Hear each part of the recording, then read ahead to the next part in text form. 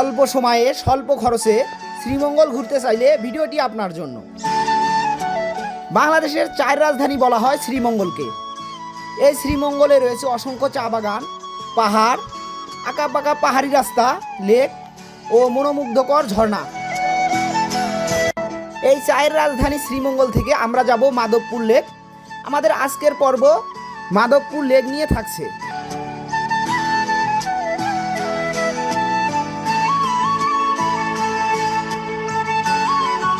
Hello বন্ধুরা, এই মুহূর্তে আমি আছি শ্রীমঙ্গল বাজারে। আমি আসছিলাম তাওসিন ভাই, তোমাপু এবং লাবু ভাইয়াদের সাথে এখানে মিট করার কথা ছিল, কিন্তু বাসের জ্যামের কারণে আজকে একটু লেট, যার ফলে এখানে কেউ নাই। এই যে চারদিকে ওরা চলে গেছে, ওরা এখন মাধবপুর লেগে। আমি এখান থেকে যাব, সিএনজি ঠিক করতেছি। সিএনজি ভাড়া দেখি মোটামুটি অনেক বেশি যাচ্ছে, তো দেখা যাক কি হয় পরবর্তীতে। আমাদের সাথে থাকি।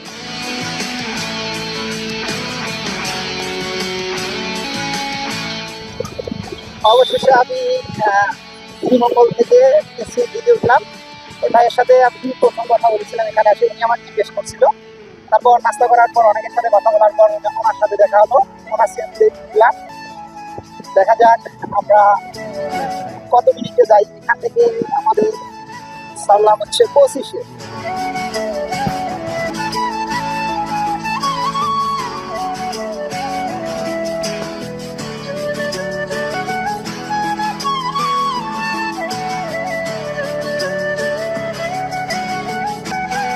অবশেষে আমি চলে আসলাম মাধবপুর লেক। এখানে চারদিকে চা বাগান, দেখি ভিতরের কি অবস্থা। ভিতরে তাওসিন ভাইয়া তো মাপুরে আছে, লাবু ভাইয়ারা। দেখা যাক সামনে আমরা কি দেখতে পারি। এখন অব্দি আমার সাথে ভাইয়াদের দেখা হয়নি এখন অব্দি। হাঁটতেছি চা বাগানের ভিতর দিয়ে। ব্যাগটা অনেক ভারী, বাট হোটেলে রাখতে পারি নাই।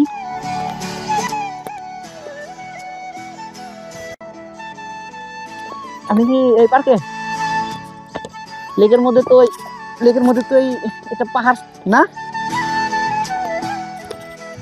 খুব এটা কত ফুট হবে চড়া? এই পাহাড়টা কত মিটার চড়া? উঁচু কত দূর উঁচু এটা? তো আমরা এখন এখানে কাজ করি আমরা। ও, এখানে কাজ করেন? এখানে প্রতিদিন কি রকম লোক আসে ঘোরার জন্য কি রকম লোক আসে?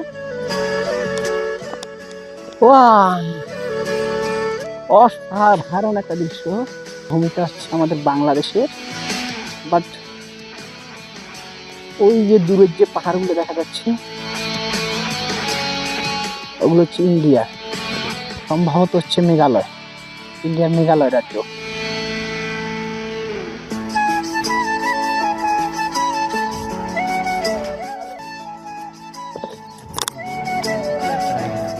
মানে আমি নিচ দিয়ে যাচ্ছিলাম, এই বাগানে কর্মরত একজন আমার মা, উনি বললো যে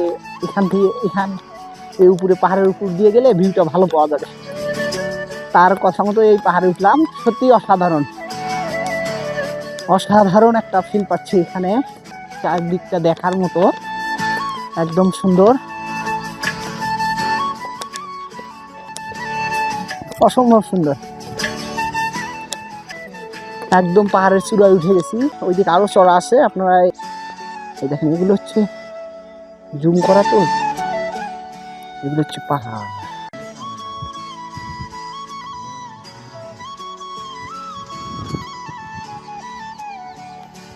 অবশেষে আমি দেখা পাইলাম আমাদের গ্রুপের, এই যে এখানে হচ্ছে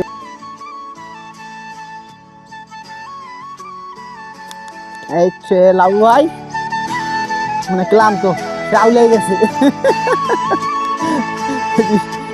দেখেন কি করতেছে তারা। খুব ক্লান্ত না? মাধবপুর লেক বাংলাদেশের মৌলভীবাজার জেলার কমলগঞ্জ উপজেলার মাধবপুর ইউনিয়নে অবস্থিত একটি মনোরম প্রাকৃতিক জলাধার, যা মাধবপুর চা বাগানের মধ্যে অন্তর্ভুক্ত। 1965 সালে চা বাগানের কার্যক্রমে পানি সঞ্চয়ের সুবিধার্থে মূলত এটি তৈরি করা হয় 3টি টিলার নিচে বাঁধ দিয়ে জল ধারণ করে, যার কারণে লোকমুখে এটি ড্যাম নামেও পরিচিত। সুনীল আকাশ, গাঢ় সবুজ পাহাড়, শিল্পীর তুলিতে আঁকা ছবির থেকেও সুন্দর মনোরম পরিবেশে চা বাগানের সবুজ দৃশ্যে যে কেউ মনের গহীনে হারিয়ে যাবে আপন মনে। প্রায় 50 একর এই লেকটির দৈর্ঘ্য 2.5 থেকে 3 কিলোমিটার এবং প্রস্থ 300 থেকে 500 মিটার। মাধবপুর ইউনিয়নে অবস্থিত এই লেকটি মৌলভীবাজার শহর থেকে 40 কিলোমিটার দূরে এবং শ্রীমঙ্গল শহর থেকে 24 কিলোমিটার।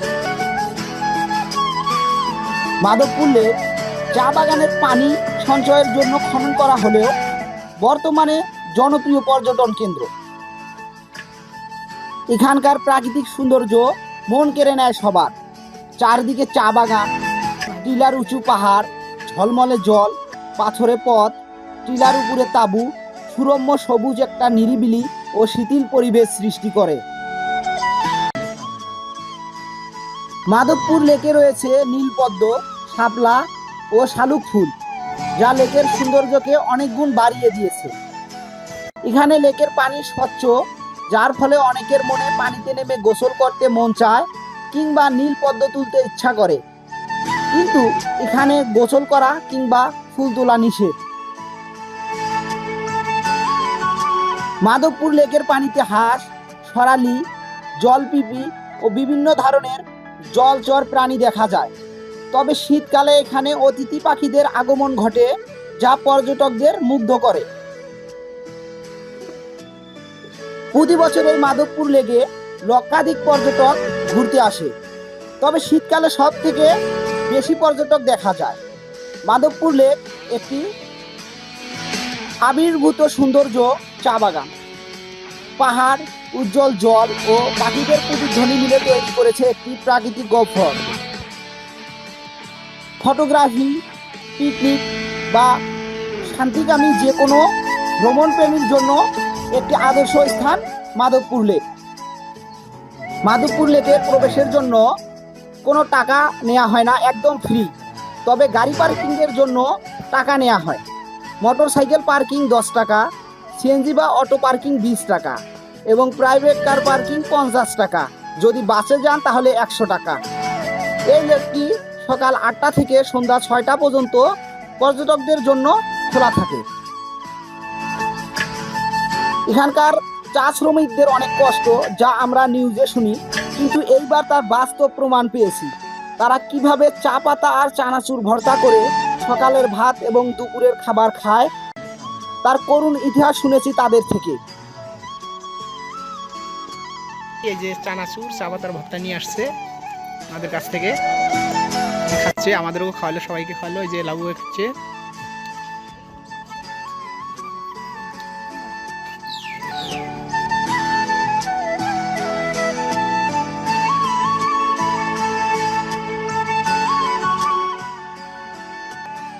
পাহাড় থেকে এক আকাশ পরিমাণ ক্লান্তি নিয়ে নামার সময় ভাবতেছিলাম আবার খুব জলদিই ফিরে আসব। তারপর আমরা কমলগঞ্জ লেখাটার সামনে বসে সবাই কম বেশি ছবি তুলে নেই।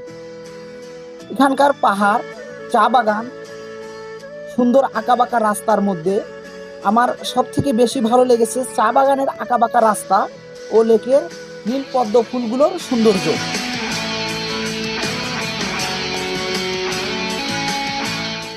এখানে লেকের গেটে বেশ কিছু দোকান পাবেন।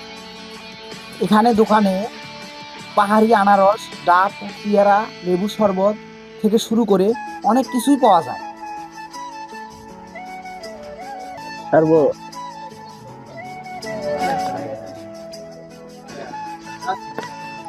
এই যে আমার হাতে এখন দেখতে পাচ্ছেন, এটা হচ্ছে লেকের পাহাড়ি আনারস,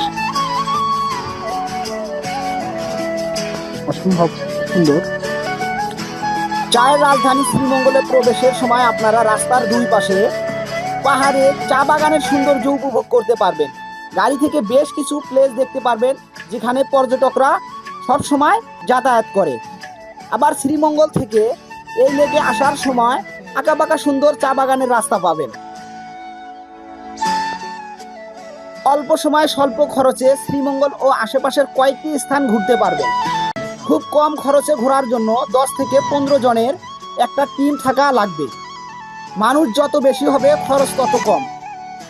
ঢাকা থেকে সব থেকে সস্তা শোভন চেয়ারে 275 টাকা এবং ব্যয়বহুল হলে 938 টাকায় শ্রীমঙ্গল আসতে পারবেন। তবে মাঝখানে 420, 528 এবং 627 টাকারও ভাড়ার টিকিট আছে। রাত 10:30 উঠলে আপনারা রাত 3টা থেকে 4টার মধ্যে শ্রীমঙ্গল আসবেন। তারপর একটু অপেক্ষা করে 4:30 মাঝে বর্তমান সময় নামা শেষ হলে রাস্তায় গাড়ি পাবেন। যদি 5 জন হয়ে থাকেন তাহলে সিএনজি, আর 10 থেকে 12 জন বা 15 জন হলে আপনারা চাঁদের গাড়ি ভাড়া করে নিতে পারবেন। 10 থেকে 12টা স্থান ঘোরার জন্য চাঁদের গাড়ি নিবে 2500 থেকে 3000 টাকা আলোচনা সাপেক্ষে। 10 থেকে 12টা স্থান ঘুরলে সারাদিন শেষ হয়ে যাবে। শুধু শ্রীমঙ্গল নয়, এই স্থানগুলো থাকবে আশেপাশের জেলার কাছে দর্শনীয় স্থান। তার মধ্যে লাউয়াচড়া উদ্যান, চা গবেষণা কেন্দ্র, মাধবপুর লেক, হামহাম ঝর্ণা ইত্যাদি। যদি চান তাহলে রাতের মধ্যেই ঢাকায় আবার 275 টাকায় ফিরতে পারবেন। আর ইচ্ছা থাকলে সিলেট শহর কিংবা অন্যান্য স্থানের উদ্দেশ্যে রওনা দিতে পারবেন। 680 টাকায় পুরো শ্রীমঙ্গল ঘুরে দেখতে পারবেন। এই ট্যুরে আমার সাথে ছিল লাল সবুজ সোসাইটির ফাউন্ডার তাহসিন উদ্দিন ভাইয়া, তমা আপু, লাবু ভাইয়া ও রিয়াজ ভাইয়া। ভিডিওটি কেমন লাগলো কমেন্ট করে জানাবেন। আর আপনার একটা লাইক, কমেন্ট, শেয়ার ভিডিও বানাতে আমাদের আগ্রহ বাড়ায়। তাই লাইক, কমেন্ট, শেয়ার করে আমাদের সাথে থাকুন পরবর্তী ভিডিও পাওয়ার জন্য। ধন্যবাদ।